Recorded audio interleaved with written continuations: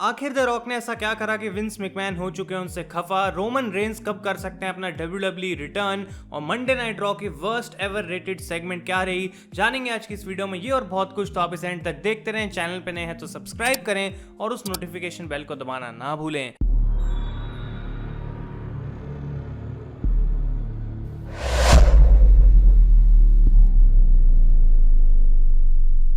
तो गाइस कैसे हैं आप लोग, मैं हूं आयुष और आप देख रहे हैं रेसल इंडिया।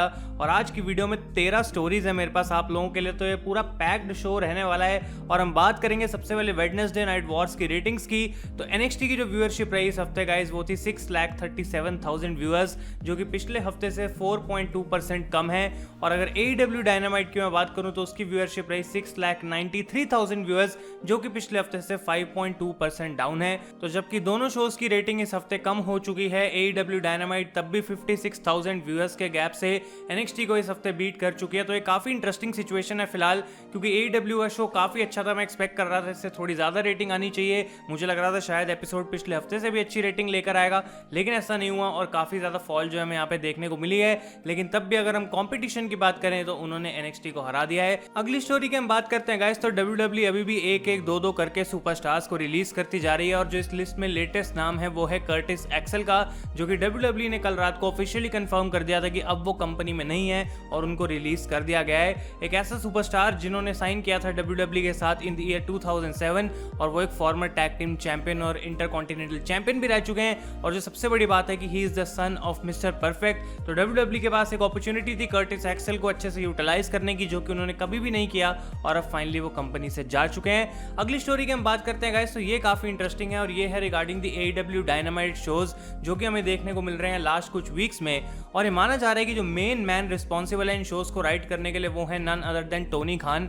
और ये भी माना जा रहा है कि उन्होंने खुद बहुत ज्यादा मेहनत करी है इन शोज को लिखने में, और एक ही गो में बैठ के टोनी खान ने कुछ मिनट्स के अंदर 4 एपिसोड्स लिख दिए थे ऑल एलीट रेसलिंग डायनामाइट के।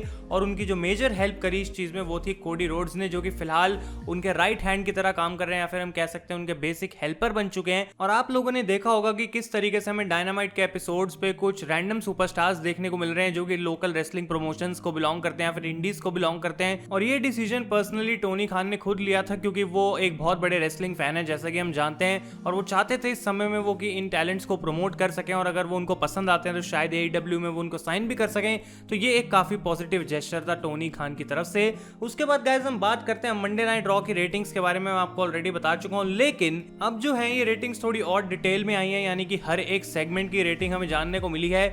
और जो मेन इवेंट सेगमेंट थी इस हफ्ते, यानी कि ड्रू मैकिंटायर और सेथ रॉलिंस की segment, this was the lowest rated segment in the Monday night raw show history. यानी कि हम नॉन हॉलीडे नंबर की भी बात नहीं कर रहे हैं, ओवरऑल हिस्ट्री की बात कर रहे हैं। और इसकी व्यूअरशिप थी गाइस सिर्फ 1.539 मिलियन व्यूअर्स।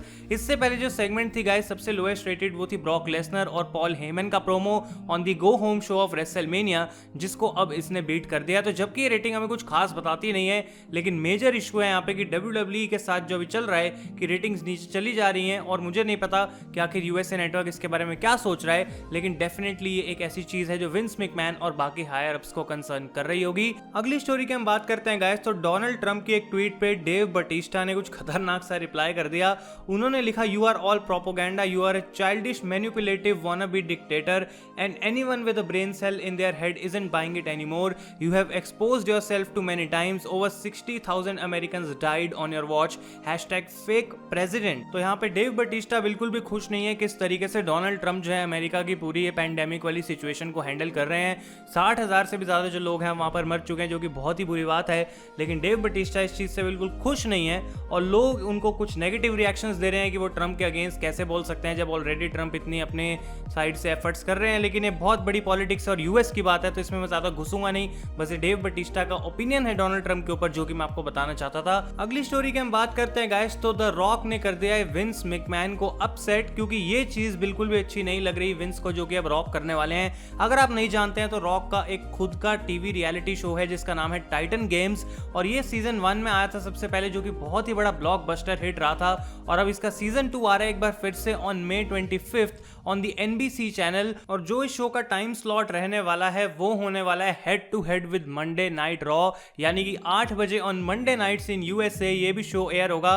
और एक काफी कंसर्निंग बात है यहाँ पे विंस मैकमैन के लिए, क्योंकि लास्ट सीजन जब ये शो आया था तो हर एक एपिसोड ने 6 मिलियन से ज्यादा व्यूअरशिप को ड्रॉ करा था।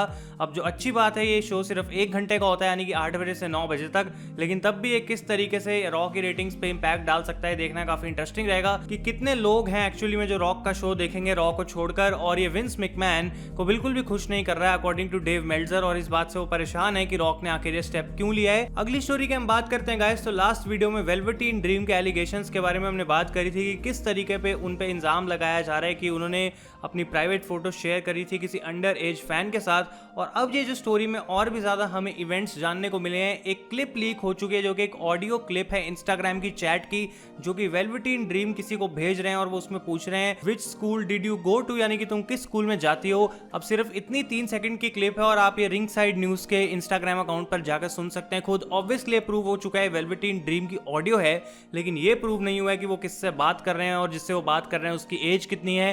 तो ये जो है अभी एलिगेशंस चलती जा रही हैं वेलवेटीन ड्रीम पे, और अगर WWE को फाइनली पता लगता है कि वेलवेटीन ड्रीम इस चीज में गिल्टी है और उनकी यहाँ पे सच में गलती है, तो मुझे नहीं लगता कि जो उनका पुश करंटली चल रहा है वो ज्यादा देर तक आगे जाएगा। और मैं उम्मीद करूंगा कि एक्चुअली में फॉल्स हो, क्योंकि वेलवेटीन ड्रीम एक बहुत बढ़िया टैलेंट है और हम चाहेंगे कि वो NXT के अंदर सक्सीड करें। अगली स्टोरी की हम बात करते हैं गाइस, तो सैमी ज़ेन के बारे में मैंने आपको बताया था कि किस तरीके से उनका WWE बैक स्टेज मैनेजमेंट के साथ अच्छा रिलेशनशिप नहीं चल रहा और शायद इस वजह से वो शोज में नहीं आ रहे। लेकिन अब एक नई रिपोर्ट के अकॉर्डिंग हमें पता लगता है कि जो एक्चुअल रीजन है सैमी ज़ेन के ना आने का वो है कि उन्होंने खुद डिसाइड करा है कि वो कोविड के चलते अपनी प्रिवेंशन लेना चाहते हैं और वो शोज में नहीं आना चाहते। लास्ट वीक के शो के लिए सैमी ज़ेन को शेड्यूल करा था WWE ने, लेकिन उन्होंने डिसाइड करा कि मैं उस शो में नहीं आने वाला। अब हम जानते हैं कि सैमी ज़ेन इंटरकॉन्टिनेंटल चैंपियन है, लेकिन WWE ने बात बोल रखी है कि अगर कोई सुपरस्टार नहीं आना चाहता है शोज में तो वो ना आए, उसकी मर्जी है और उसके अगेंस्ट हम कुछ नहीं रखेंगे। तो ये पहली ऐसी सिचुएशन है जहां पे हमें क्लियरली पता लगा है कि कोई मिड कार्ड का सुपरस्टार है जिसने डिसाइड करा कि मैं नहीं आऊंगा WWE के अगेंस्ट जाकर। तो यहाँ पे जो इंटरेस्टिंग चीज है वो ये है कि जब सैमी ज़ेन एक्चुअली में वापस आ जाएंगे तो तब किस तरीके से WWE इनको ट्रीट करती है, क्या वो ज्यादा देर तक इंटरकॉन्टिनेंटल चैंपियन बने रहेंगे और किस तरीके से ये चीज उन पे इफेक्ट करेगी। नेक्स्ट स्टोरी की हम बात करते हैं तो NXT में गाइस मैंने आपको बताया था कि मजा आया हमें मौरो रोनाल्डो और बेथ फिनिक्स की कमेंट्री सुनकर, लेकिन वो वहां पर उस समय परफॉर्मेंस सेंटर में नहीं थे। अब WWE ने काफी कमाल का तरीका यहाँ पे ढूंढा है कि वो बेथ फिनिक्स और मौरो रोनाल्डो को अपने अपने घर से सेम टाइम पे NXT के शो पे कमेंटेट करने का जो है एक चांस दे रहे हैं, और उसी तरीके से हमें इस हफ्ते की कमेंट्री सुनने को मिली थी। तो बेथ फिनिक्स रहती है किसी और जगह पे, मौरो रोनाल्डो किसी और जगह पे रहते हैं और दोनों अपने अपने घर से सेम टाइम पे एक शो के ऊपर कमेंट्री कर रहे हैं रिकॉर्ड, जो कि काफी अच्छी बात है। और अगर ये WWE पॉसिबल कर पाई है तो आने वाले हफ्तों में भी हमें ऐसी कमेंट्री सुनने को मिलेगी NXT पर, जो कि एक काफी अच्छी बात है। नेक्स्ट स्टोरी की हम बात करते हैं गाइस, तो WWE के काफी टॉप अथॉरिटी के मेंबर जो कि हैं केविन डन, जो कि बेसिकली विंस मैकमैन के राइट हैंड है, जो कि हर चीज में विंस मैकमैन के साथ रहते हैं। उन्होंने रिसेंटली अपने 33,000 शेयर्स सेल कर दिए WWE स्टॉक के, और इससे अराउंड उनको $1.5 मिलियन मिले हैं। लेकिन अभी भी केविन डन एक काफी स्ट्रॉन्ग पोजीशन होल्ड करते हैं WWE के अंदर, क्योंकि उनके पास 1,25,000 से ज्यादा शेयर्स हैं इस कंपनी के। तो क्या रीजन रहा उनका ये शेयर्स बेचने का वो हमको नहीं पता है, लेकिन अब धीरे धीरे करके हम देख रहे हैं कि कभी स्टेफनी कुछ शेयर्स बेच देती हैं, कभी विंस खुद शेयर्स बेच देते हैं। तो ऐसा चलता रहता है क्योंकि वो पैसा बनाना चाहते हैं मार्केट के अकॉर्डिंग, लेकिन एग्जैक्ट इसके पीछे रीजन क्या है वो हमें नहीं पता। तो इस पूरी सिचुएशन को मैं मॉनिटर करते रहूंगा, और अगर ये WWE के सेल होने से कहीं ना कहीं रिलेटेड है तो वो चीज मैं आपको जरूर बताऊंगा। नेक्स्ट स्टोरी की हम बात करते हैं गाइस, तो ये है ऑल एलीट रेसलिंग के शेड्यूल के बारे में। हम जानते हैं कि नेक्स्ट वीक वो जाने वाले हैं live from the dailies place amphi theatre in Jacksonville Florida, और ये माना जा रहा है कि उसके बाद वो अगले हफ्ते का एपिसोड एक बार फिर से टेप करेंगे, यानी कि May 13 का शो, जिसकी वजह से वो 2 हफ्ते तक क्वारंटीन में वापस जा सकते हैं और May 20 को जो है एक बार फिर से लाइव शो कर सकते हैं। तो इस तरीके से वो ऑपरेट करेंगे, और डबल और नथिंग पेपर व्यू जो होने वाला है May 23 को वो भी टेप करा जाएगा या फिर लाइव करा जाएगा from dailies place amphi theatre.